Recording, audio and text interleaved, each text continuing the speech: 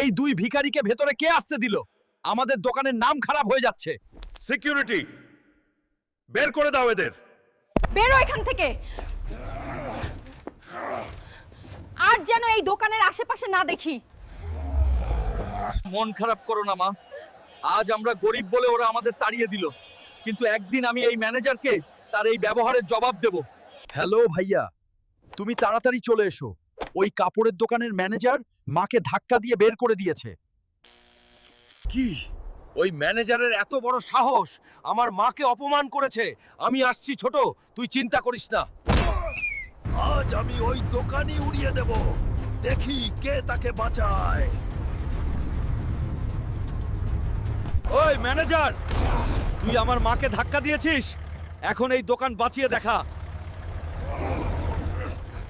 আমাকে মাফ করে দিন স্যার, আমার খুব বড় ভুল হয়ে গেছে, আমি আর কোনোদিন এমন করব না। ক্ষমা আমার কাছে না, আমার মায়ের পায়ে ধরে ক্ষমা চা। আমি তো মাফ করে দিলাম, কিন্তু গর্ববোধের সাথে আর এমন করো না। আর বন্ধুরা, ভিডিওটি ভালো লাগলে লাইক ও সাবস্ক্রাইব করতে ভুলো না।